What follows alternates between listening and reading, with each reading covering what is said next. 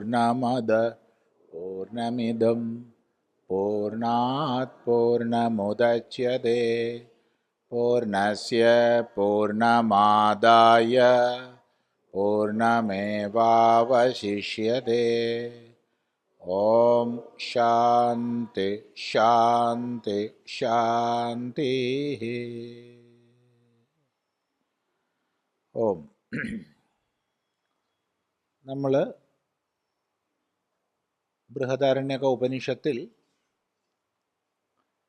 1-ാം അധ്യായത്തിൽ ഒരു ബ്രാഹ്മണമാണ് പഠിച്ചത്.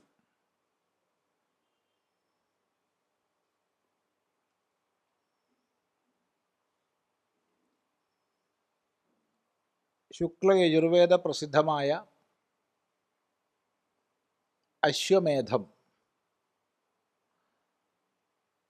ആ അശ്വമേധം സംഹിതയിൽ വിവരിക്കപ്പെട്ടതാണ്. അത് കർമ്മപരമാണ്. ബൃഹദാരണ്യക ഉപനിഷത്ത്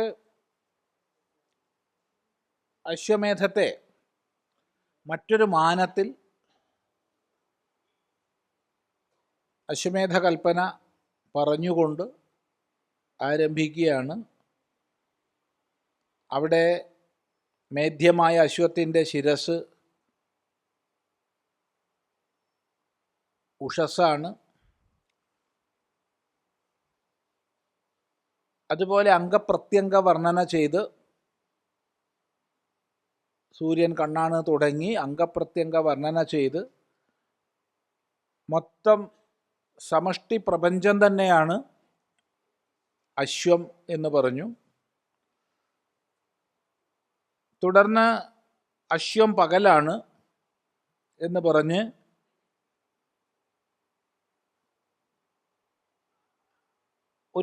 നമ്മുടെ മനസ്സിൽ അശ്വമേധം എന്ന് പറയുമ്പോൾ കുതിര എന്നുള്ളൊരു സങ്കല്പമാണ്. ആ കുതിര എന്നുള്ള സങ്കല്പത്തിൽ നിന്ന് മാറ്റി ആ കുതിരയിൽ സമസ്ത പ്രപഞ്ചത്തെയും കണ്ടു. അതാണ് 1-ാമത്തെ ബ്രാഹ്മണത്തിലെ വിഷയം. ആവർത്തിക്കുന്നില്ല. 2-ാം ബ്രാഹ്മണം. അഥ അഗ്നേഃ അശ്വമേധോപയോഗികസ്യ ഉത്പത്തിരുച്യതേ തദ്വിഷയദർശന വിവക്ഷയാ ഏവ ഉത്പത്തിഃ സ്തുത്യർത്ഥ. അഥ അഗ്നേഃ അശ്വമേധോപയോഗികസ്യ ഉത്പത്തിഃ ഉച്യതേ തദ്വിഷയദർശന വിവക്ഷയാ ഏവ ഉത്പത്തിഃ സ്തുത്യർത്ഥ. അപ്പോൾ അശ്വമേധത്തിൽ അശ്വം ഈ പ്രപഞ്ചമഖിലവുമാണ്.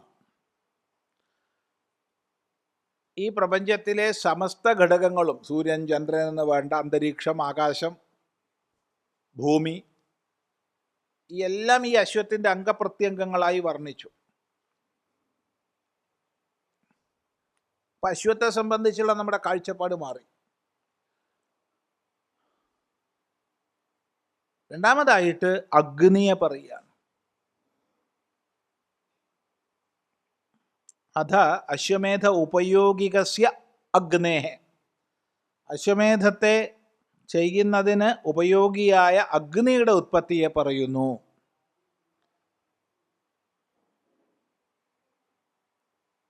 എല്ലാ യാഗങ്ങളിലും യജ്ഞങ്ങളിലും മുഖ്യസ്ഥാനം അഗ്നിക്കാണ്. വേദത്തിലും പ്രഥമസ്ഥാനം അഗ്നിക്കാണ്. മാനവിക സംസ്കൃതിയുടെ തന്നെ മൂലം അഗ്നിയിലാണെന്ന് പറയാം. മാനവിക സംസ്കൃതിയുടെ മൂലം അഗ്നിയിലാണ്.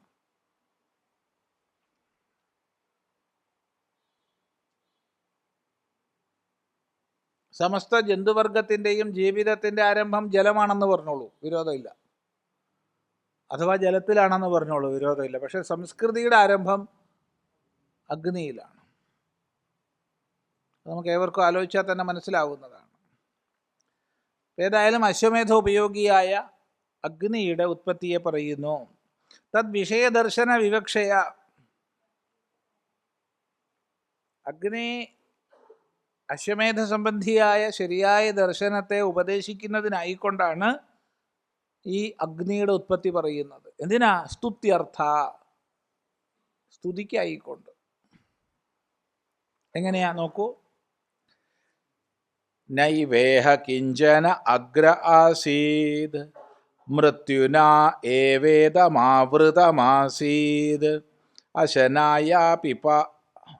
അശനായ ഹി മൃത്യു തന്മനോ കുരുതാത് മന്വേ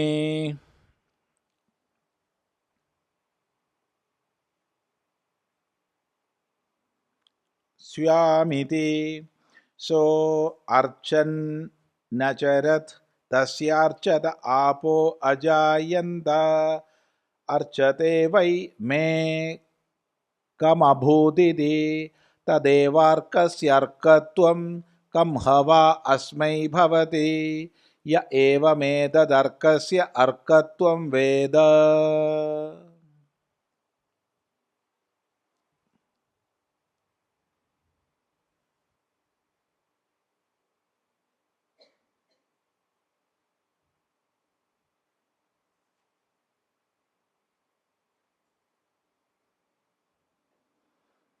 നൈവേഹ കിഞ്ചനാഗ്ര ആസീത് മൃത്യുനൈവേദമാവൃതമാസീത് അശനായ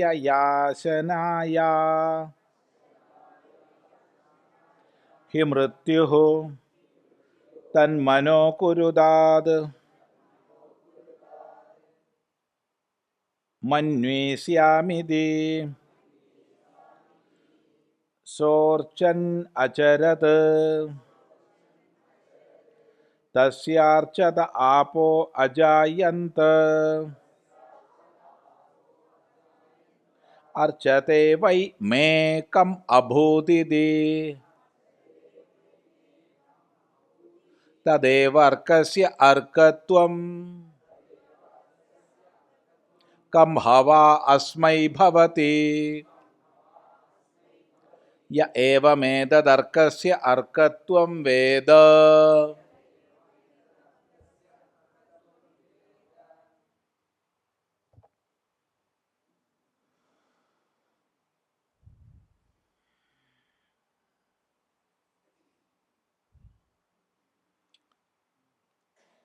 അഗ്രേ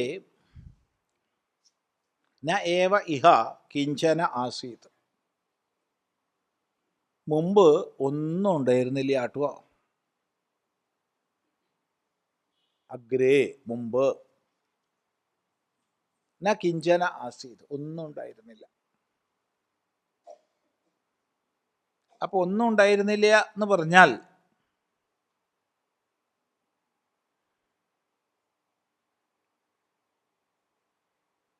ശൂന്യം എന്നാണോ അർത്ഥം? ചോദ്യം. പലപ്പോഴും നമ്മൾ വേദാന്ത പഠനത്തിൽ, വിശേഷിച്ച് ഉപനിഷത്ത് പഠനത്തിൽ അല്പം ശ്രദ്ധ മാറിപ്പോയി കഴിഞ്ഞാൽ, ഗ്രഹിക്കേണ്ടതിനെ ഗ്രഹിക്കേണ്ടതുപോലെ ശ്രദ്ധിക്കാൻ കഴിഞ്ഞില്ലെങ്കിൽ നമ്മൾ അബദ്ധധാരണകളിൽ എത്തിപ്പെടും.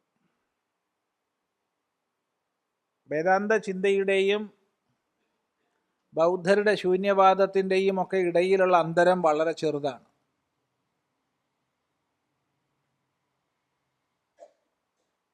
പക്ഷേ അത് വലിയ ഭിന്നതയിലേക്കാണ് നമ്മളെ നയിക്കുക.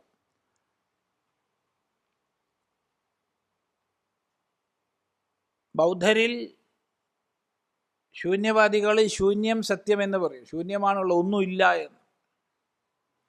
ആ ഒന്നുമില്ല എന്ന കാഴ്ചപ്പാട് ഒരിക്കലും വേദാന്തത്തിന് സമ്മതമല്ല, അസ്വീകാര്യമാണ്. കാരണം ഉണ്മ ഒരിക്കലും ഇല്ലാതാകുന്നില്ല. ഉണ്മ ഒരിക്കലും ഇല്ലാതാകുന്നില്ല.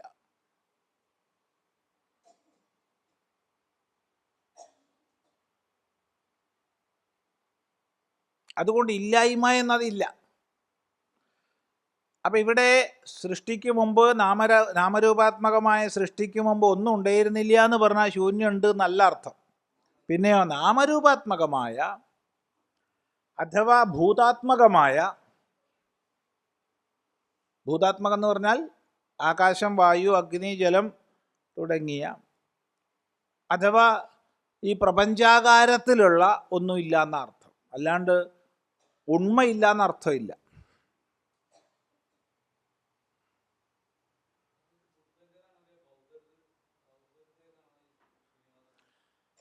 ബൗദ്ധരുടേതെന്ന് പറയണം. ബുദ്ധൻ്റെതാണോ ശൂന്യവാദം, ബൗദ്ധരുടേതാണോ എന്ന് ചോദിച്ചാൽ യാതൊരു സംശയമില്ലാതെ ബൗദ്ധരുടേതാണെന്ന് പറയണം.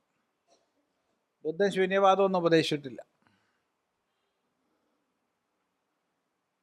മൃത്യുന ഏവ ഇതം ആവൃതമാസീത്, മൃത്യുവാൽ ഇത് മൂടപ്പെട്ടിരുന്നു.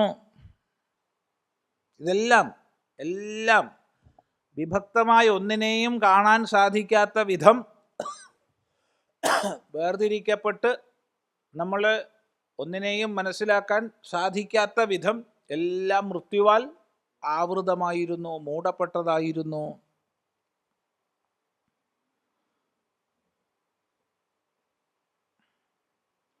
അശനായ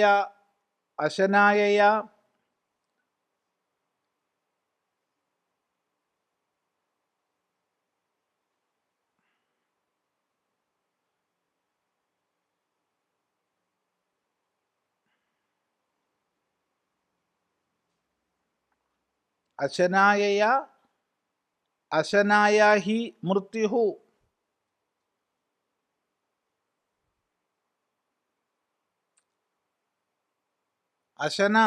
അശനായ എന്ന് പറയുമ്പോൾ ക്ഷുധ, വിശപ്പ്, ഭക്ഷിക്കാനുള്ള ഇച്ഛാവിശേഷം, അതാണ്.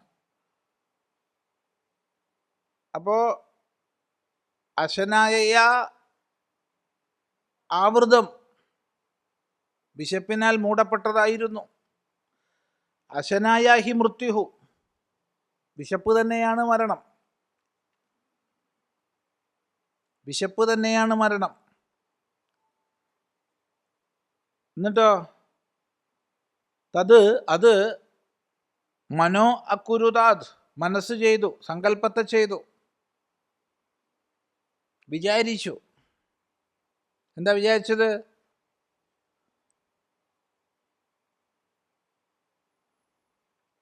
മന്വീസ്യാം ഇതി, ഞാൻ മനസ്സോടൊത്തതാകാം,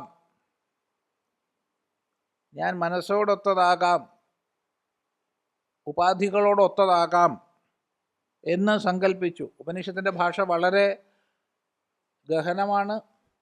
സാമാന്യ ലൗകിക സംസ്കൃതം കൊണ്ട് മനസ്സിലാക്കാൻ പറ്റില്ല. അതുകൊണ്ട് ഞാൻ മനസ്സോടൊത്തതാകാം ചാൽ അർത്ഥം ഉപാധികളോടൊത്തതാകാം എന്ന് സങ്കല്പിച്ചു. എന്നിട്ട് സഹ അചരത്, അർച്ചൻ അചരത്, അവൻ അർച്ചിക്കുന്നവനായി ചെയ്തു, അനുഷ്ഠാനം ചെയ്തു. സങ്കല്പത്തിനനുസൃതമായി ഉപാസനയെ ചെയ്യുന്നവനായി തീർന്നു.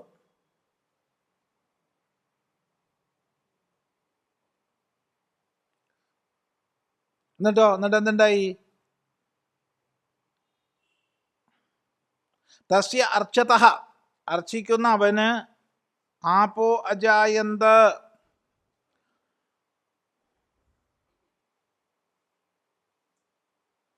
അപ്ശബ്ദം ബഹുവചനമാണ് എപ്പോഴും.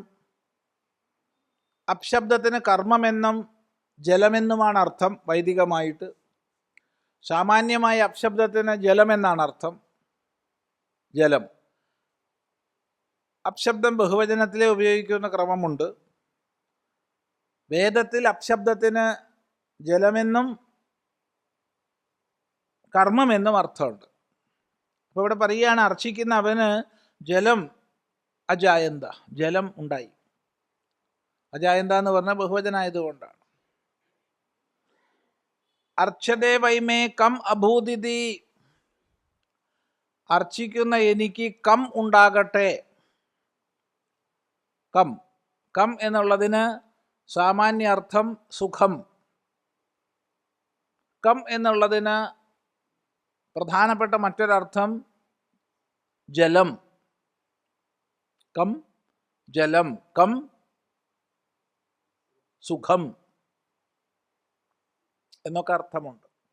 അപ്പം അർച്ചിക്കുന്ന എനിക്ക് ജലമുണ്ടാകട്ടെ അഥവാ സുഖമുണ്ടാകട്ടെ.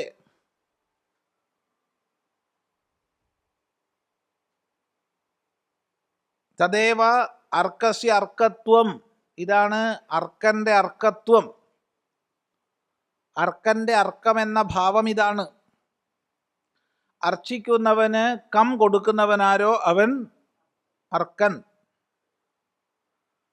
അർച്ചിക്കുന്നവന് ജലത്തെ കൊടുക്കുന്നവനാരോ അഥവാ അർച്ചിക്കുന്നവന് സുഖത്തെ കൊടുക്കുന്നവനാരോ അവനാണ് അർക്കൻ. അർക്കൻ സൂര്യൻ്റെ പര്യായമാണ്.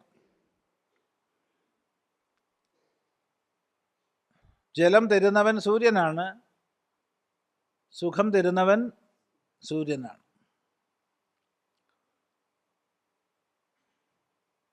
കം ഹവ അസ്മൈ ഭവതി, അവന് സുഖമുണ്ടാകും. ആർക്ക്? യ ഏവം ഏതത് അർക്കസ്യ അർക്കത്വം വേദ, അർക്കൻ്റെ അർക്കത്വത്തെ ആരറിയുന്നുവോ അവന് ജീവിതത്തിൽ സുഖം ഉണ്ടാവും. ഇതാണ് മന്ത്രം. കഴിഞ്ഞിട്ടില്ല. അശ്വമേധത്തിൻ്റെ അഗ്നിയിലേക്ക് എത്തിയിട്ടില്ല. ക്രമമായി നമുക്ക് ശ്രദ്ധിക്കാം. അപ്പം എന്തായാലും ഇവിടെ ഇത്രയും പറഞ്ഞു. ഇവിടെ ആദ്യം ഒന്നും ഉണ്ടായിരുന്നില്ല. എല്ലാം മരണത്താൽ മൂടപ്പെട്ടതായിരുന്നു. മരണം വിശപ്പാണ്. പദാർത്ഥത്തെ ഗ്രഹിക്കാനുള്ള താല്പര്യമാണ്. അപ്പം ഗ്രഹിക്കാനുള്ള താല്പര്യത്തിൽ നിന്ന് എന്തുണ്ടായി? അർച്ചന ചെയ്തു. അല്ല, മനസ്സോടൊത്തവനാകാമെന്ന് സങ്കല്പിച്ചു. എന്നിട്ട് അർച്ചന ചെയ്തു. ആ അർച്ചനയിൽ നിന്ന് ജലം ഉണ്ടായി. ജലത്തെ ഉണ്ടാക്കുന്നതാണ് അർക്കൻ. അർച്ചിക്കുന്നവന് ജലത്തെ ഉണ്ടാക്കുന്നവൻ അർക്കൻ. ഈ അർക്കൻ്റെ അർക്കത്വത്തെ അറിയുന്നവൻ സുഖിയായിരിക്കും, അഥവാ ജലയുക്തനായി ഇരിക്കും എന്നാണ് ഇപ്പോൾ ഒന്നാമത്തെ മന്ത്രം പറയണത്.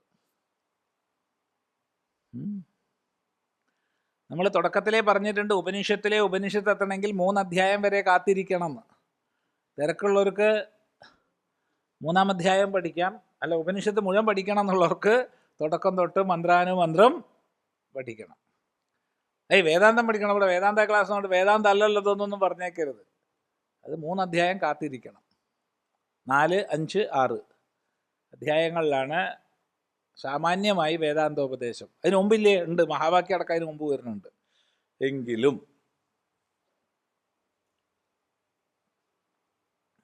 ഇതര ഉപനിഷത്തുകൾ പഠിച്ചവർക്ക് ഉപനിഷത്ത് എന്ന് പറയുമ്പോൾ മനസ്സിലുണ്ടാവുന്ന ഒരു സങ്കല്പമുണ്ട്. അതറിയണമെങ്കിൽ 4-ാം അധ്യായം തൊട്ടേ ഉള്ളൂ. 4, 5, 6. അതുവരെ നമ്മൾ പല വിഷയങ്ങളിലൂടെ കടന്നു പോകും. കർമ്മങ്ങളിലൂടെ, ഉപാസനകളിലൂടെയും.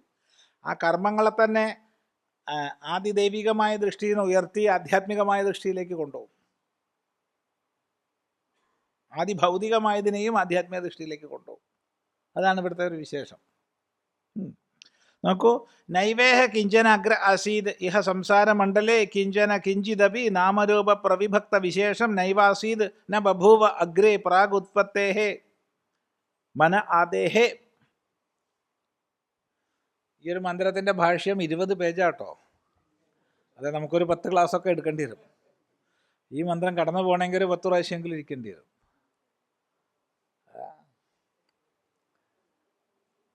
ഭാഷ്യകാരന് യാതൊരു ലുബ്ധവുമില്ലാതെ വളരെ ധാരാളിത്തമായിട്ട് രചിച്ചതാണ് ബൃഹദാരണ്യകോപനിഷത്തിൻ്റെ ഭാഷ്യം. ഒരു ലുബ്ധവുമില്ല, വളരെ വിസ്തൃതമായിട്ടാണ്. നോക്കൂ, ന ഏവ ഇഹ കിഞ്ചന അഗ്രേ ആസീത് ഇഹ സംസാരമണ്ഡലേ കിഞ്ചന കിഞ്ചിദപി നാമരൂപ പ്രവിഭക്ത വിശേഷം ന ഏവ ആസീത് ന ബഭൂവ അഗ്രേ പ്രാഗുത്പത്തേഹേ മന ആദേഹേ. അപ്പോൾ ഇവിടെ മുമ്പ് ഒന്നും ഉണ്ടായിരുന്നില്ല.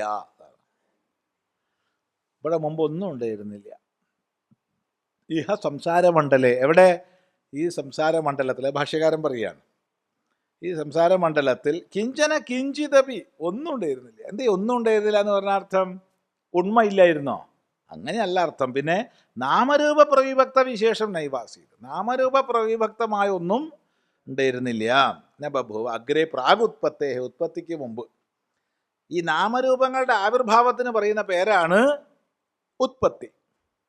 നാമരൂപങ്ങളുടെ വിലയത്തിന് പറയുന്ന പേരാണ് സംഹാരം, അല്ലെങ്കിൽ തിരോഭാവം, അല്ലെങ്കിൽ പ്രളയം. എന്ത് പറഞ്ഞാലും ഒന്നുമില്ല. ഇപ്പോൾ വൈദികമായ കാഴ്ചപ്പാടനുസരിച്ച് പുതുതായിട്ടൊന്നും ഉണ്ടാവുന്നില്ല, ആത്യന്തികമായി ഒന്നും നശിക്കുന്നുമില്ല. ആവിർഭവിക്കും, തിരോഭവിക്കും, ആവിർഭവിക്കും, തിരോഭവിക്കും. അതങ്ങനെ തുടരും.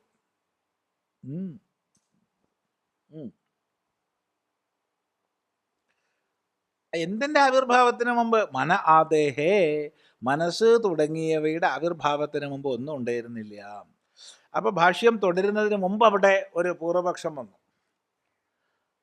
ഇല്ലെങ്കിൽ നമ്മളിപ്പോൾ ഒരു പേജ് കൊണ്ട് ഇതിൻ്റെ വ്യാഖ്യാനം തീർക്കാം. പക്ഷേ 20 പേജിൽ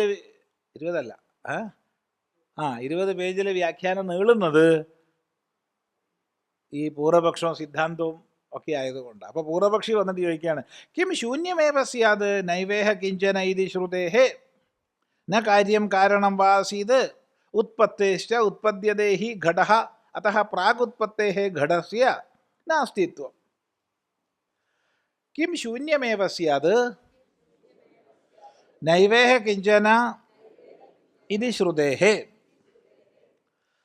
ന കാര്യം കാരണം വാ ആസീത് ഉത്പത്തേശ്ച ഉത്പദ്യതേഹി ഘടഃ അതഃ പ്രാഗുത്പത്തേഃ ഘടസ്യ നാസ്തിത്വം.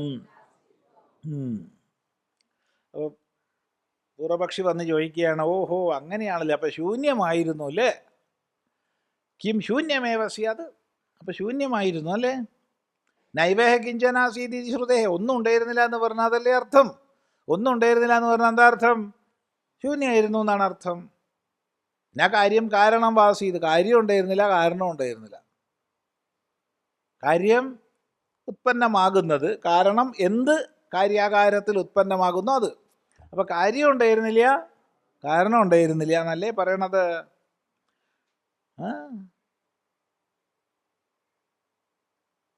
മാത്രമല്ല ഉത്പത്തേശ്ച, ഉത്പന്നമാകുന്നു എന്ന് പറഞ്ഞത് കൊണ്ട് നിങ്ങൾ പറഞ്ഞു നൈവേഹ കിഞ്ചന അഗ്ര ആസീത്, അഗ്രേ മുമ്പ് എന്ന് പറഞ്ഞത് കൊണ്ട് എന്തോ ഒന്നിൻ്റെ മുമ്പാണല്ലോ. അപ്പം അതെന്തിൻ്റെ മുമ്പാ? ഉത്പത്തിയുടെ മുമ്പാണ്. അപ്പോൾ ഉത്പത്തി പറയപ്പെടുന്നത് കൊണ്ടും മുമ്പൊന്നും ഉണ്ടായിരുന്നില്ല, ശൂന്യമായിരുന്നു എന്ന് വരുന്നുണ്ട്. ഉത്പദ്യതി ഘട, അപ്പം ഘടം ഉത്പന്നമാകുന്നു എന്ന് പറഞ്ഞു, ഘടമുണ്ടാകുന്നു, മൺകുടം ഉണ്ടാകുന്നു എന്ന് പറഞ്ഞു. അത് പ്രാഗുത്പത്തേ ഘടസ്യ നാസ്തിത്വം. അപ്പോൾ ഘടം ഉണ്ടാവുന്നതിന് മുമ്പ് ഘടമുണ്ടോ? ഘടസ്യ നാസ്തിത്വം, ഘടത്തിന് അസ്തിത്വം ഇല്ലല്ലോ. അതുകൊണ്ട് ശൂന്യമായിരുന്നു ഉണ്ടായിരുന്നത്. എന്താ അഭിപ്രായം? നനോ കാരണസ്യ നാസ്തിത്വം മൃത്പിണ്ഡാദിദർശനാത് യത് ന ഉപലഭ്യതേ തസ്യൈവ നാസ്തിത അസ്തു കാര്യസ്യ നതു കാരണസ്യ ഉപലഭ്യമാനത്വാത്. നനു കാരണസ്യ ന നാസ്തിത്വം മൃത്പിണ്ഡാദിദർശനാത് യത് ന ഉപലഭ്യതേ തസ്യൈവ നാസ്തിത അസ്തു കാര്യസ്യ നതു കാരണസ്യ ഉപലഭ്യമാനത്വാത്. അപ്പോൾ അവിടെ സിദ്ധാന്തി പറയുകയാണ്, അങ്ങനെ പറയാൻ പറ്റുമോ? ശൂന്യമായിരുന്നു എന്ന് പറയാൻ പറ്റുമോ? കാരണത്തിൻ്റെ അഭാവമില്ലല്ലോ. കാര്യത്തിൻ്റെ അഭാവമുണ്ടെന്ന് പറഞ്ഞാൽ, കാര്യത്തിൻ്റെ അഭാവമുണ്ടെന്ന് പറഞ്ഞാൽ കാരണത്തിൻ്റെ അഭാവം ഉണ്ടെന്ന് അർത്ഥമുണ്ടോ? ഇല്ല. ശരി, മൺകുടത്തിൻ്റെ ദൃഷ്ടാന്തം നിങ്ങൾ പറഞ്ഞു, മൺകുടം ഉണ്ടായിരുന്നില്ല, ഞാൻ സമ്മതിച്ചു. മൃത്പിണ്ഡാദി ദർശനം, എന്നാൽ മണ്ണുണ്ടായിരുന്നല്ലോ, കുടാവുന്നതിന് മുമ്പ് മണ്ണുണ്ടല്ലോ. അപ്പോൾ കാരണം ഉണ്ടല്ലോ, കാരണം ഇല്ല എന്ന് പറയാൻ പറ്റുമോ? യത് ന ഉപലഭ്യതേ തസ്യ നാസ്തിത, എന്തറിയപ്പെടുന്നില്ലയോ ഇല്ലയോ അതിൻ്റെ അതില്ല എന്ന് പറയാം. എന്തറിയപ്പെടുന്നില്ലയോ അതില്ല എന്ന് പറയാം. പിന്നീട് അത് തിരുത്തുന്നുണ്ട്, പിന്നെ ഭാഷകാരൻ തന്നെ എതിർക്കുന്നുണ്ട്. അറിയപ്പെട്ടിട്ടില്ലെങ്കിലും ഇല്ല എന്ന് പറയാൻ പറ്റില്ല എന്ന് വേറെ സ്ഥലത്ത് പറയുന്നുണ്ട്. കാരണം അറിയപ്പെടാത്തത് നമ്മുടെ കരണങ്ങളുടെ ന്യൂനത കൊണ്ടാണെന്നും അതുകൊണ്ട് വസ്തു ഇല്ല എന്ന് പറയാൻ പറ്റില്ല എന്നും വേറെ സമർത്ഥിക്കുന്നുണ്ട്. പക്ഷെ ഇവിടെ തൽക്കാലം പറയാണ്, എന്തറിയപ്പെടുന്നില്ലയോ അതില്ല എന്ന് പറഞ്ഞോളൂ. അസ്തു കാര്യസ്യ നതു കാരണസ്യ. ഇല്ലായ്മ കാര്യത്തിൻ്റെതാണ്, കാരണത്തിൻ്റെതല്ല. കാരണം ഇല്ല എന്ന് പറയരുത്, കാര്യമില്ല എന്ന് പറഞ്ഞോളൂ. ഉപലഭ്യമാനത്വം, അത് ഉണ്ടെന്നറിയപ്പെടുന്നത് കൊണ്ട്. കുടമില്ല എന്ന് പറയുന്ന ആൾക്കും മണ്ണ് ഇല്ല എന്ന് നിഷേധിക്കാൻ പറ്റില്ല. വ്യക്തമാണല്ലോ. അപ്പോൾ എന്താ പൂർവപക്ഷി പറയണത്? നാ പ്രാഗുത്പത്തേഹേ സർവാനുപലംഭാത് അനുപലബ്ധി ച ഇദം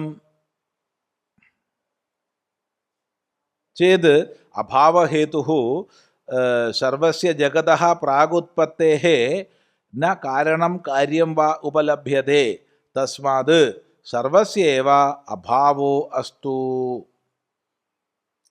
ന പ്രാഗുത്പത്തേഃ സർവാനുപലംഭാത് അനുപലബ്ധിഃ ചേത് അഭാവഹേതുഃ സർവസ്യ ജഗതഃ പ്രാഗുത്പത്തേഃ ന കാരണം കാര്യം വാ ഉപലഭ്യത്തെ തസ്മാത് സർവസ്യേവ അഭാവഃ അസ്തു. നീ പറഞ്ഞത് ശരിയല്ല. കാരണം ഉത്പത്തിയുടെ മുമ്പ് ഒന്നും തന്നെ ഉണ്ടെന്നറിയപ്പെടുന്നില്ലല്ലോ. ഉത്പത്തിയുടെ മുമ്പ് ഒന്നും തന്നെ അറിയപ്പെടുന്നില്ലല്ലോ. നീ പറഞ്ഞതുപോലെ അറിയപ്പെടാതിരിക്കുക എന്നുള്ളത് അഭാവത്തിന് ഹേതുവാണെങ്കിൽ, അത് ശരിക്കും പറഞ്ഞാൽ സിദ്ധാന്തി തന്നെ വടി കൊടുത്തിട്ട് അടി വാങ്ങിയ പോലെയാണിപ്പോൾ അത്. എന്ത് അറിയപ്പെടുന്നില്ലയോ അതില്ല എന്ന് പറഞ്ഞു പോയി, അതിന് തിരുത്താൻ പറ്റില്ല. സത്യത്തിൽ അത് പറഞ്ഞത് ശരിയാണോ എന്ന് ചോദിച്ചാൽ വേറെ സ്ഥലത്ത് ഭഗവാൻ ഭാഷ്യക്കാരൻ തന്നെ അത് എതിർക്കുന്നുണ്ട്. ഒന്ന് അറിയപ്പെടുന്നില്ല എന്നുള്ളത് കൊണ്ട് ഇല്ല എന്ന് പറയാൻ പാടില്ല എന്ന് വേറൊരു സ്ഥലത്ത് പറയുന്നുണ്ട്, ഭാഷ്യത്തിൽ തന്നെ, ബൃഹദാരണ്യത്തിൽ തന്നെ വരുന്നുണ്ട്. പക്ഷെ ഇവിടെ പറഞ്ഞു പോയല്ലോ, എന്ത് തൽക്കാലം അറിയപ്പെടാത്തതില്ല നിങ്ങൾ പറഞ്ഞോളൂ. അപ്പം കാര്യമല്ലേ അറിയപ്പെടാത്തത്, കാരണം അറിയപ്പെടുന്നുണ്ടല്ലോ എന്നാ പറഞ്ഞത്. അപ്പം അതുമ്മ കയറി പിടിച്ചിട്ട് പൂർവപക്ഷി ചോദിക്കുകയാണ്, ഈ അറിയപ്പെടാതിരിക്കുക എന്നുള്ളത് അഭാവഹേതുവാണെന്ന് നിങ്ങൾ തന്നെ സമ്മതിച്ചു. ആ സ്തുതിക്ക് സർവസ്യ ജഗതഃ പ്രാഗുത്പത്തേഃ, ഉത്പത്തിയുടെ മുമ്പ് ഈ ജഗത്തിന് മുഴുവൻ തന്നെ ന കാരണം കാര്യം വാ ഉപലഭ്യത, കാരണവും ഇല്ല കാര്യവും ഇല്ല, ഒന്നും മനസ്സിലാവുന്നില്ല. അതുകൊണ്ട് ഉത്പത്തിക്ക് മുമ്പ് ശൂന്യമായിരുന്നു. തസ്മാത് സർവസ്യേവ അഭാവഹാസ്തു. അതുകൊണ്ട് എല്ലാത്തിൻ്റെയും അഭാവമാണ് പറയേണ്ടത്. അഭാവം ഇരിക്കട്ടെ, ഒന്നും ഉണ്ടായിരുന്നില്ല, ശൂന്യാണ്, അഭാവം ഇരിക്കട്ടെ. എപ്പോ? ഉത്പത്തിയുടെ മുമ്പ്. നാ മൃത്യുനൈവേദമാവൃതമാസീദിതി ശ്രുതേഃ യദി ഹി കിഞ്ചിദപി നാസീദ് ഏനാവ്രിയതേ യച്ഛാവ്രിയതേ തദാ നാവക്ഷ്യത് മൃത്യുന ഏവ ഇദമാവൃതമിതി നഹി ഭവതി ഗഗനകുസുമം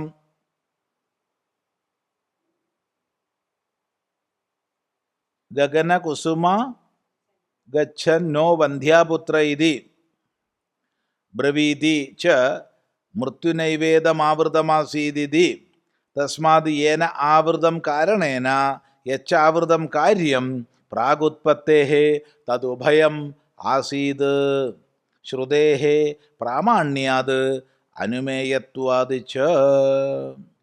അനുമീയതേ ച പ്രാഗുത്പത്തേഃ കാര്യകാരണയോഃ അസ്തിത്വം കാര്യസ്യ ഹി സതഃ ജായമാനസ്യ കാരണേ സത്യുത്പത്തിദർശനാത് അസതി ച അദർശനാത് ജഗതഃ അപി പ്രാഗുത്പത്തേഃ കാരണാസ്തിത്വം അനുമീയതേ ഘടാദികാരണാസ്തിത്വം.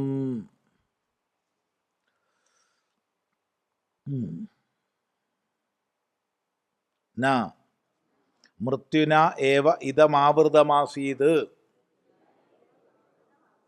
ഇതി ശ്രുതേഃ യദി ഹി കിഞ്ചിദപി ന ആസീത് യേന ആവ്രിയതേ യത് ച ആവ്രിയതേ തദാ നാവക്ഷ്യത് മൃത്യുന ഏവ ഇദമാവൃതം ഇതി നഹി ഭവതി ഗഗനകുസുമഗച്ഛൻ നോ വന്ധ്യാപുത്ര ഇതി ബ്രവീതി ച മൃത്യുന ഏവ ഇദമാവൃതമാസീത് ഇതി തസ്മാത് യേന ആവൃതം കാരണേന യച്ച ആവൃതം കാര്യം പ്രാഗുത്പത്തേഃ തദുഭയം ആസീത് ശ്രുതേഃ പ്രാമാണ്യാത് അനുമേയത്വാച്ച അനുമീയതേ ച പ്രാഗുത്പത്തേഃ കാര്യകാരണയോഃ അസ്തിത്വം കാര്യസ്യ ഹി സതഃ ജായമാനസ്യ കാരണേ സതി ഉത്പത്തിദർശനാത് അസതി ച അദർശനാത് ജഗതഃ അപി പ്രാഗുത്പത്തേഃ കാരണാസ്തിത്വം അനുമീയതേ ഘടാദികാരണാസ്തിത്വവത്. നിങ്ങൾ പറഞ്ഞത് ശരിയല്ല, എല്ലാം ശൂന്യമായിരുന്നു, ഒന്നും ഉണ്ടായിരുന്നില്ല എന്ന് പറഞ്ഞത് ശരിയല്ല. എന്തുകൊണ്ട്? പ്രാഗുത്പത്തേഃ സർവാ മൃത്യുന ഏവ ഇദമാവൃതമാസീത് ശ്രുതേഃ. ഇതെല്ലാം മരണത്താൽ ആവൃതമായിരുന്നു, മൃത്യുവാൽ ആവൃതമായിരുന്നു എന്ന് പറയപ്പെട്ടതുകൊണ്ട്. യദി ഹി കിഞ്ചിദപി നാസീത്, ഒന്നും ഉണ്ടായിരുന്നില്ലെങ്കിൽ, യേന ആവൃയതേ, എന്തിനാൽ ആവരണം ചെയ്യപ്പെടുന്നുവോ, യച്ച ആവൃയതേ, യാതൊന്ന് ആവരണം ചെയ്യപ്പെടുന്നുവോ, തഥാ ന അപക്ഷ്യത് മൃത്യുന ഏവ ഇദമാവൃതം, മരണത്താൽ ഇത് ആവൃതമായിരുന്നു എന്ന് പറയില്ലല്ലോ. നോക്കൂ, ആവരണം ചെയ്യുന്നതോ ആവരണം ചെയ്യപ്പെടുന്നതോ ഉണ്ടായിരുന്നില്ലെങ്കിൽ മരണത്താൽ ഇത് ആവരണം ചെയ്യപ്പെട്ടു എന്ന് പറയില്ലായിരുന്നല്ലോ. അപ്പം ആവരണം ചെയ്യുന്ന മരണവും ആവരണം ചെയ്യപ്പെടുന്ന എന്തോന്നും ഉണ്ടായിരുന്നല്ലോ. അതാണ് നഹി ഭവതി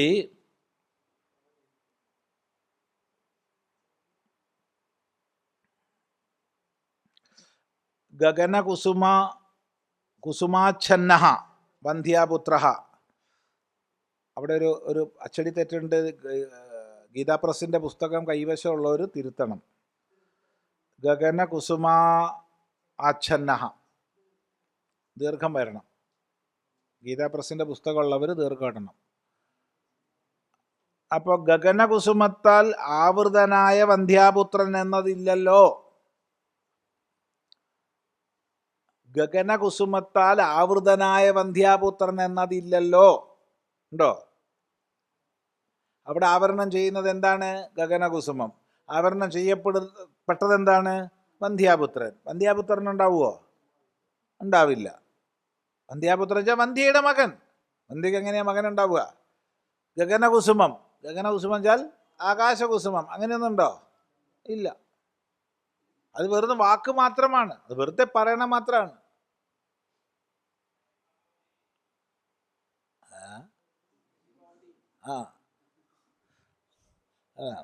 അപ്പോ നഹി ഭവതി ഗഗനകുസുമാച്ഛന്നഃ വന്ധ്യാപുത്രഃ. ഗഗനകുസുമാച്ഛന്നനായിട്ട് വന്ധ്യാപുത്രൻ ഇല്ലല്ലോ. എന്നാൽ ഇവിടെ ബ്രവീതിച്ച പറയുന്നു. എന്താ പറയണത്? മൃത്യുനൈവേദമാവൃതമാസീത്, മരണത്താൽ ഇത് ആവൃതമായിരുന്നു എന്ന് പറയുന്നുണ്ട്. തസ്മാത്, അതുകൊണ്ട്, ഏന ആവൃതം, യാതൊന്നിനാൽ ആവൃതമാണോ, കാരണേന, യച്ച ആവൃതം കാര്യം, യാതൊന്ന് ആവൃതമാണോ കാര്യം, അത് രണ്ടും പ്രാഗുത്പത്തേഹേ ആസീത് ഉഭയമാസീത്, രണ്ടും ഉണ്ടായിരുന്നു. ഉത്പത്തിക്ക് മുമ്പും ഉണ്ടായിരുന്നു. മൺകുടം നോക്കിയിട്ട് പറയാണ് ഇത് ഉത്പത്തിക്ക് മുമ്പ് ഉണ്ടായിരുന്നില്ല എന്നൊരാൾ പറഞ്ഞു. ശരി. വേറൊരാൾ പറഞ്ഞത് ഉത്പത്തിക്ക് മുമ്പ് ഉണ്ടായിരുന്നു, അതും ശരി അല്ലേ? കാര്യാകാരത്തിൽ ഉണ്ടായിരുന്നില്ല, കാരണാകാരത്തിൽ ഉണ്ടായിരുന്നു.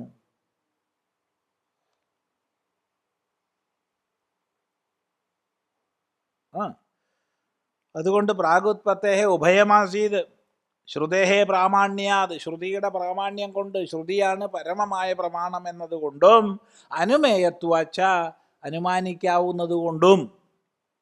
എന്താ അനുമാനിക്കാൻ കഴിയുക? കാര്യം കാര്യാകാരത്തിലില്ലായിരുന്നെങ്കിലും കാരണഭാവത്തിൽ ഉണ്ടായിരുന്നു. കാരണാകാരത്തിൽ എന്ന് പറയരുത്, കാരണം ആകാരം സൃഷ്ടിയാണ്. കാരണഭാവം. വാക്കുകൾ വളരെ ശ്രദ്ധിച്ചിട്ട് പ്രയോഗിക്കണം. അനുമീയതേച്ച പ്രാഗുത്പത്തേഹേ കാര്യകാരണയോരസ്തിത്വം. ശ്രുതി പോട്ടെ, അനുമാനിക്കാം, നമുക്ക് യുക്തിപൂർവ്വം ചിന്തിക്കാം. എന്ത്?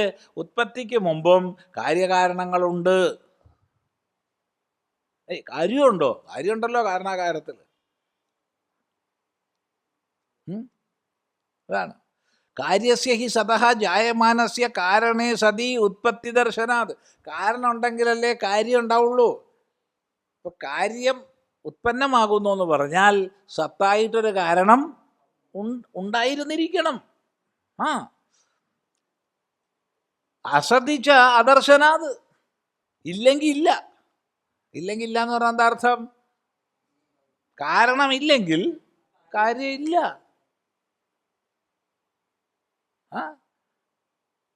ജഗതഹാപി പ്രാഗുത്പത്തേഹേ കാരണാസ്തിത്വം അനുമീയതേ. അതുകൊണ്ട് ജഗത്തിൻ്റെയും ഉത്പത്തിക്ക് മുമ്പ് കാരണഭാവം അനുമാനിക്കപ്പെടുന്നു. ഘടാദി കാരണാസ്തിത്വവത്, ഘടം തുടങ്ങിയവയുടെ കാരണത്തിൻ്റെ ഉണ്മ പോലെ. അപ്പൊ ഘടം ഉണ്ടാവുന്നതിന് മുമ്പ് മണ്ണുണ്ടെന്ന് അനുമാനിക്കപ്പെടുന്നത് പോലെ, മനസ്സിലാക്കപ്പെടുന്നത് പോലെ, ഈ ജഗത്തിൻ്റെ ആരംഭത്തിന് മുമ്പും കാരണമുണ്ടായിരിക്കണം. ആ കാരണത്തെ നിഷേധിക്കാൻ പറ്റില്ല. അപ്പൊ ശൂന്യം എന്നൊന്ന് ഇല്ല. വ്യക്തമാണല്ലോ? ഒന്നിച്ച് പോണേ. ഘടാദി കാരണസ്യാപി അസത്വമേവ അനുപമൃദ്യ മൃത്പിണ്ഡാദികം ഘടാദ്യനുത്പത്തേരിതി ചേത്. ഘടാദി കാരണസ്യ അപി അസത്വമേവ അനുപമൃദ്യ മൃത്പിണ്ഡാദികം ഘടാദ്യനുത്പത്തേഃ ഇതി ചേത്.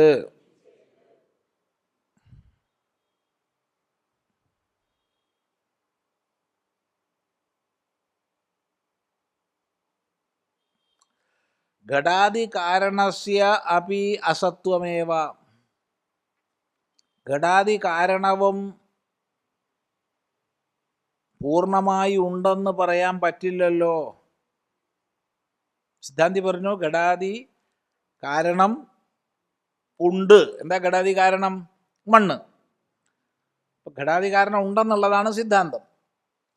ഇവിടെ പൂർവപക്ഷി ചോദിക്കുകയാണ് ഘടാദി കാരണസ്യാപ്യസത്വമേവ. ഘടാദി കാരണത്തിൻ്റെയും അസത്വം തന്നെയാണ് പറയേണ്ടത്. കാരണം അനുപമൃദ്യ മൃത്പിണ്ഡാദികം ഘടാദ്യ അനുത്പത്തേരിതി ചെയ്ത്, മണ്ണ് എന്നതിൻ്റെ മണ്ണെന്ന ഭാവത്തെ ഇല്ലാതാക്കിയിട്ടാണല്ലോ ഘടമെന്ന ഭാവം ഉത്പന്നമാകുന്നത്.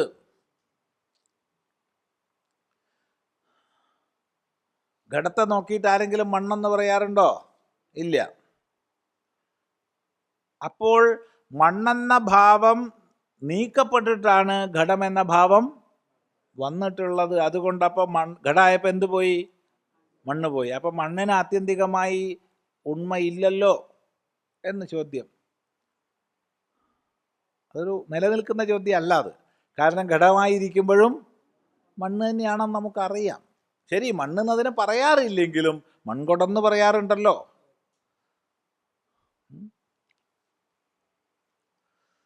ന മൃദാദേഹേ കാരണത്വാത് മൃസുവർണാദിഹി തത്ര കാരണം ഘടരുചകാദേः നത്പിണ്ഡാകാരവിശേഷः തദഭാവേരുഭാവാത് അസത്യപി പിണ്ഡാകാരവിശേഷേ മൃത്യുവർണ്ണാദി കാരണദ്രവ്യമാത്രാദേവ ഘടരുചകാദി കാര്യോത്പത്തി ദൃശ്യത്തെ തസ്മാത് ന പിണ്ഡാകാരവിശേഷः ഘടരുചകാദി കാരണം അസതിതോ മൃസുവർണാദി ദ്രവ്യേ ഘടരുചകാദിഃ ന ജായതേ ഇതി മൃത്യു സുവർണാദി ദ്രവ്യമേവ കാരണം നതു പിണ്ഡാകാരവിശേഷः. സർവം ഹി കാരണം കാര്യം ഉത്പാദയത് പൂർവോത്പന്നസ്യ ആത്മകാര്യസ്യ തിരോധാനം കുർവത് കാര്യാന്തരം ഉത്പാദയതി ഏകസ്മിൻ കാരണേ യുഗപദ അനേക കാര്യവിരോധാത് നച പൂർവകാര്യോപമർദ്ദേ കാരണസ്യ സ്വാത്മോപമർദോ ഭവതി തസ്മാത് പിണ്ഡാദ്യുപമർദ്ദേ കാര്യോത്പത്തി ദർശനം അഹേതുഃ പ്രാഗുത്പത്തേഃ കാരണാസത്വേ. ന മൃദാദേഃ കാരണത്വാത് മൃസുവർണാദി ഹി തത്ര കാരണം ഘടരുചകാദേഃ ന പിണ്ഡാകാരവിശേഷः തദഭാവേ ഭാവാത് അസത്യപി പിണ്ഡാകാരവിശേഷേ മൃത്യുസുവർണാദി കാരണദ്രവ്യമാത്രാദേവ ഘടരുചകാദി കാര്യോത്പത്തിഃ ദൃശ്യത്തെ തസ്മാത് ന പിണ്ഡാകാരവിശേഷः ഘടരുചകാദി കാരണം അസതി തു മൃത്സുവർണാദിദ്രവ്യേ ഘടരുചകാദിഃ ന ജായത്തെ ഇതി മൃസുവർണാദിദ്രവ്യമേവ കാരണം നതു പിണ്ഡാകാരവിശേഷः. സർവം ഹി കാരണം കാര്യം ഉത്പാദയത് പൂർവോത്പന്നസ്യ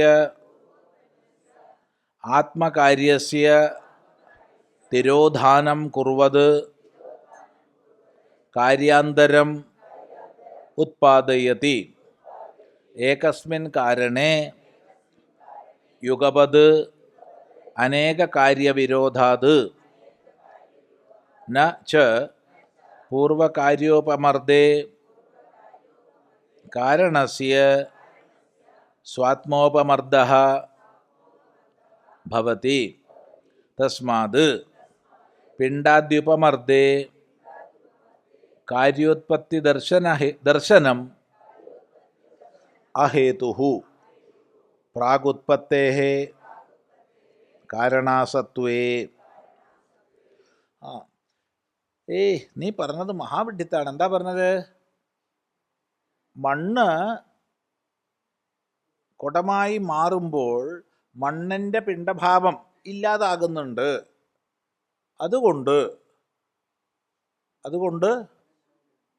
കാര്യോത്പത്തിയിൽ കാരണം തന്നെ ഇല്ലാതാകുന്നു എന്ന് പറഞ്ഞൂടെ? അപ്പം കാരണത്തിൻ്റെയും അസത്വമല്ലേ വരുന്നത് എന്നാണ് പൂർവപക്ഷി ചോദിച്ചത്.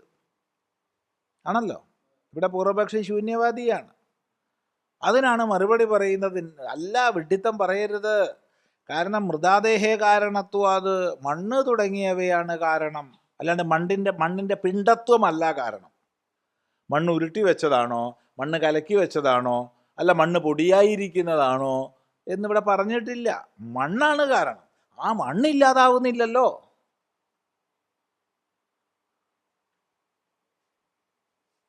വ്യക്തമല്ലേ? മണ്ണിൻ്റെ പിണ്ഡത്വം ഇല്ലാണ്ടായി, അത് നീ പറഞ്ഞത് ശരിയാണ്.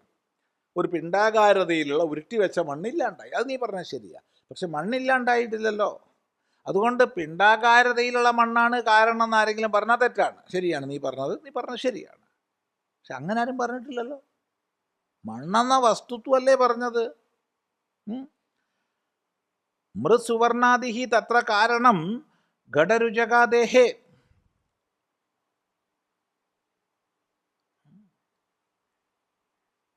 ഘടം രുചകം, രുചകം കർണാഭരണമാണ്, കണ്ഠാഭരണം, ഈ കഴുത്തിൽ ഇടുന്ന വിശേഷമായിട്ട് ശോഭിക്കുന്ന എന്തെങ്കിലും ആഭരണം, അത്രയേ ഉള്ളൂ.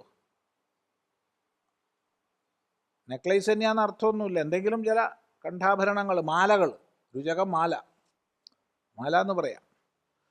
അപ്പോൾ ഘടം, മാല തുടങ്ങിയവയ്ക്ക് കാരണമായിട്ട് മൃസുവർണാദി, മണ്ണ്, സുവർണം തുടങ്ങിയവയുണ്ട്. അപ്പോൾ അവിടെ സുവർണമാലയാണ് എന്ന് മനസ്സിലായിക്കൊള്ളണം. രജതമാലയാണെന്ന് വെച്ചാൽ രജതം, എന്താണോ വസ്തു അത്. ന പിണ്ടാകാര വിശേഷ, അല്ലാതെ പിണ്ടാഭാവ വിശേഷമായിട്ട് കാരണത്തെ പറയുന്നില്ല ആരും. പിണ്ടം പിണ്ടഭാവത്തിലുള്ളതല്ല കാരണം. പിന്നെന്താ കാരണം? മണ്ണ്, സ്വർണം തുടങ്ങിയവയാണ് കാരണം.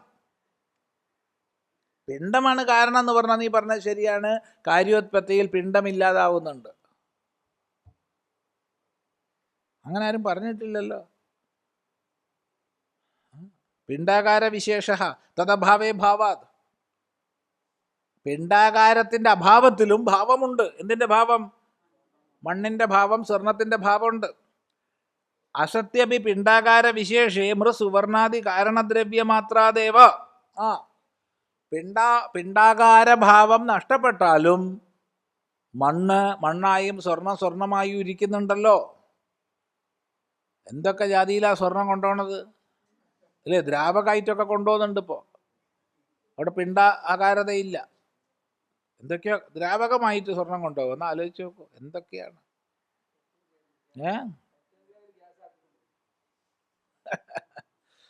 ഗ്യാസാക്കി കൊണ്ടുപോകാൻ കഴിഞ്ഞാൽ അതും കൊണ്ടുപോകും.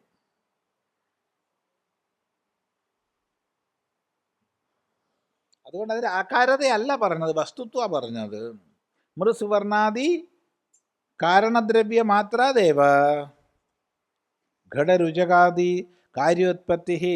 അപ്പോൾ സ്വർണം, മണ്ണ് തുടങ്ങിയവയുടെ ഭാവത്തിൽ നിന്നാണ് കണ്ഠാഭരണം, ഘടം തുടങ്ങിയവയുടെ ഉത്പത്തി. തസ്മാത്, അതുകൊണ്ട് പിണ്ടാകാര വിശേഷ ഘടരുചകാദി കാരണം ന, പിണ്ടാകാര വിശേഷമല്ല ഘടരുചകാദി കാരണം. പിന്നെയോ വസ്തു മാത്രമാണ്. അസതിതു മൃസുവർണാദി ദ്രവ്യേ ഘടരുചകാദി ന ജായതേ. സ്വർണം, മണ്ണ് തുടങ്ങിയവ ഇല്ലായിരുന്നുവെങ്കിൽ ശരിയാണ്, ഘടം, രുചകം തുടങ്ങിയവ, മാല തുടങ്ങിയവ ഉണ്ടാവില്ലായിരുന്നു.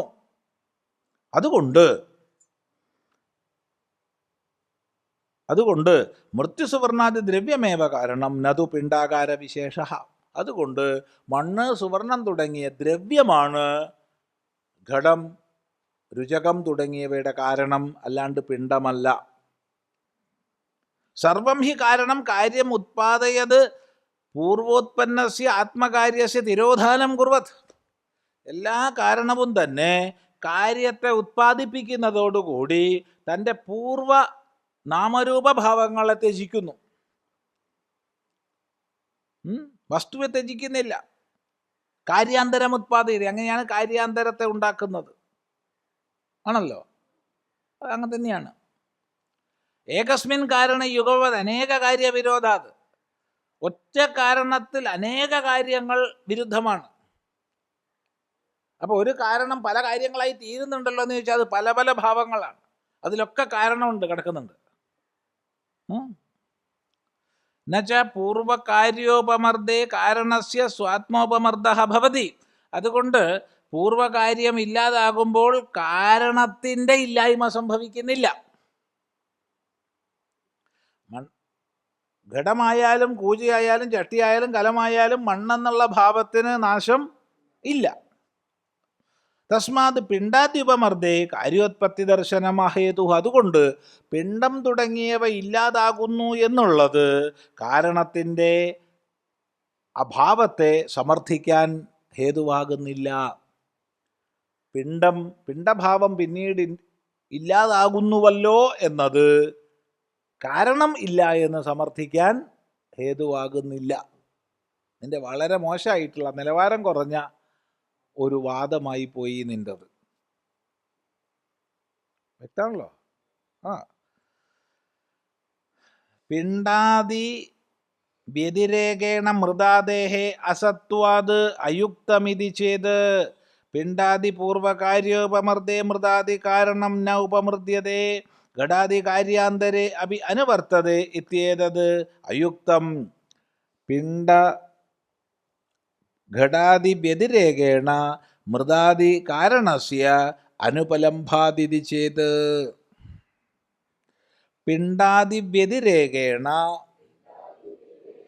മൃതാദേഹേ അസത്വാത് അയുക്തമിതി ചേത് പിണ്ടാദി പൂർവകാര്യോപമർദ്ദേ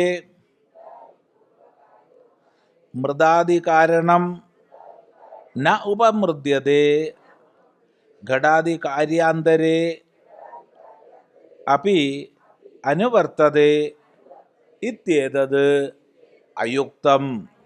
പിണ്ടഘടാദി വ്യതിരേകേണ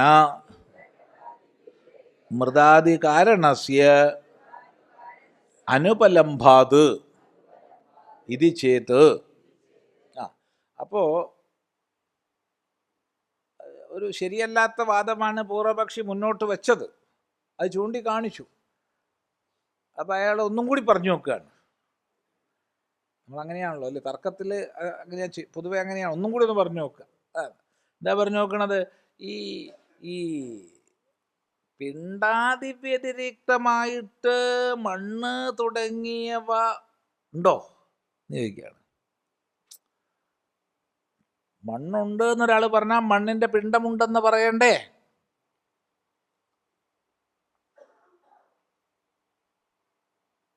വേണ്ടേ എന്നയാൾ ചോദിക്കണത്. അപ്പം മണ്ണുണ്ടെന്ന് പറയണമെങ്കിൽ മണ്ണിന്റെ പിണ്ടമുണ്ടാകണം. അപ്പം പിണ്ടാദി വ്യതിരിക്തമായിട്ട് മണ്ണിന് അസ്തിത്വം ഇല്ലല്ലോ. അതുകൊണ്ട് നിങ്ങൾ പറഞ്ഞത് അയുക്തമാണ്. നിങ്ങൾ പറഞ്ഞത് യുക്തമല്ല. ഇത് ചെയ്ത് എന്ന് പറഞ്ഞാലോ വാദം മനസ്സിലായില്ലേ? അതെ, മണ്ണ് ഉണ്ടെന്ന് പറഞ്ഞാൽ മണ്ണിന്റെ പിണ്ടുണ്ടാവണമല്ലോ. അപ്പോ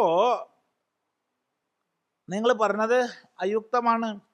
പിണ്ടാദി പൂർവ കാര്യോപമർദ്ദേ മൃതാദി കാരണ ഉപമൃദ്യതേ ഘടാദി കാര്യാന്തരെ അപി അനുവർത്തതേ ഇത്യേതത് അയുക്തം. നിങ്ങൾ പറഞ്ഞത് നിങ്ങൾ എന്ന് പറഞ്ഞ സിദ്ധാന്തി, നിങ്ങൾ പറഞ്ഞത് പിണ്ടാദി പൂർവകാര്യം ഇല്ലാതാകുമ്പോൾ മൃതാദി കാരണം ഇല്ലാതാകുന്നില്ല. കാരണം ഘടാദി കാര്യാന്തരത്തിൽ അത് അനുവർത്തിക്കുന്നത് കൊണ്ടെന്ന് നിങ്ങൾ പറഞ്ഞല്ലോ. അത് അയുക്തമാണ്. നോക്കൂ, മണ്ണിൻ്റെ പിണ്ടാകാരത പോകുമ്പോൾ മണ്ണ് പോകുന്നില്ല, അത് ഘടാകാരത്തിൽ നിൽക്കുന്നു. അതുകൊണ്ട് അസത്വം ഇല്ല എന്നാണ് സിദ്ധാന്തി പറഞ്ഞത്. പറഞ്ഞത് ശരിയല്ല. എന്തുകൊണ്ട്?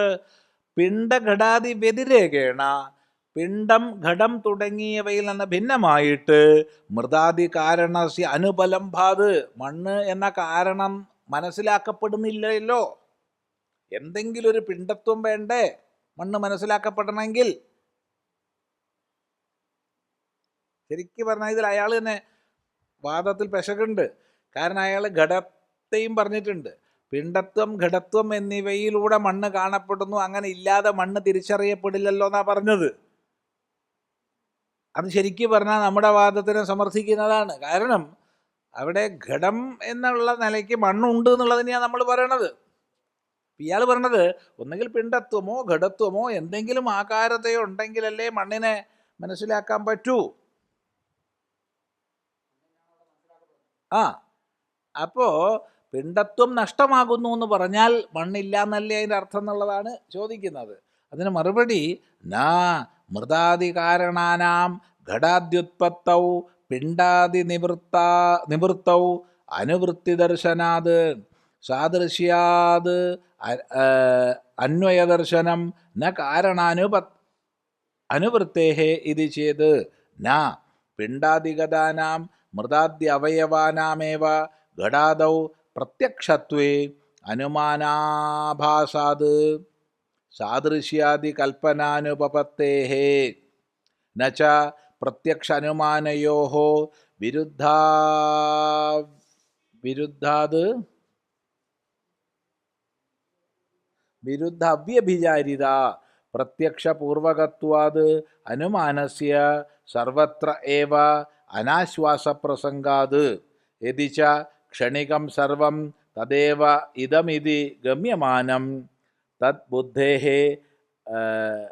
അപി അന്യതദ്ബുദ്ധ്യപേക്ഷത്വേ തസ്യ അപി അന്യത് തദ്ബുദ്ധ്യപേക്ഷത്വം ഇതി അനവസ്ഥായാം തദ് സദൃശം ഇദം ഇതി അസ്യ അപി ബുദ്ധേഃ മൃഷാത്വാത് സർവത്ര അനാശ്വാസത ഏവ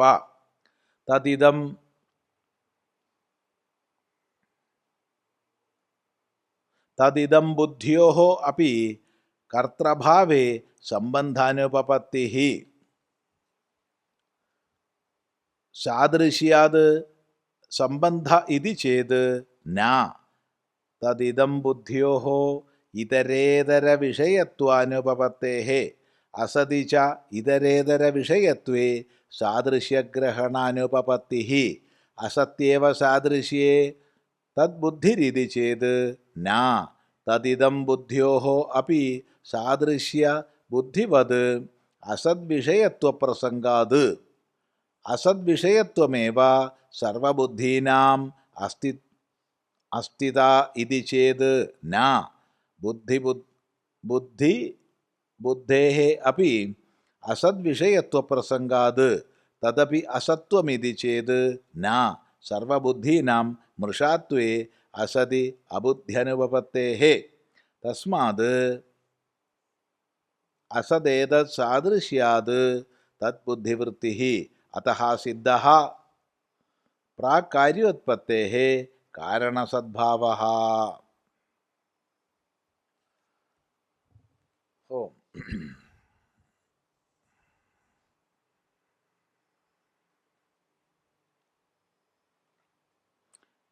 ദഹനക്കേട് വരുമോ?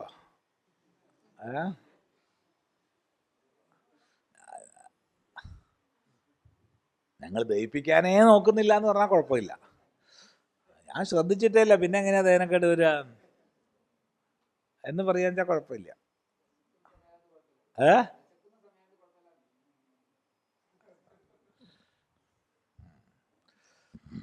നമ്മൾ ഇത് വളരെ സുദീർഘമായതുകൊണ്ട്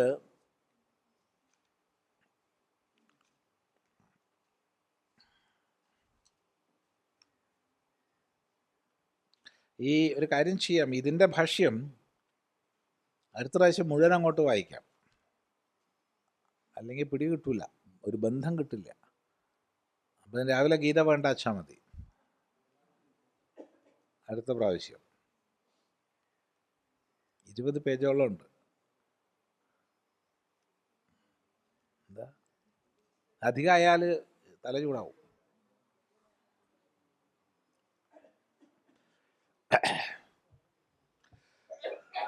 ഓം പൂർണ്ണമദഃ പൂർണ്ണമിദം പൂർണ്ണാത് പൂർണ്ണമുദച്യത്തെ പൂർണ്ണസ്യ പൂർണ്ണമാദായ പൂർണ്ണമേവാവശിഷ്യത്തെ. ഓം ശാന്തി ശാന്തി ശാന്തിഃ. ഓം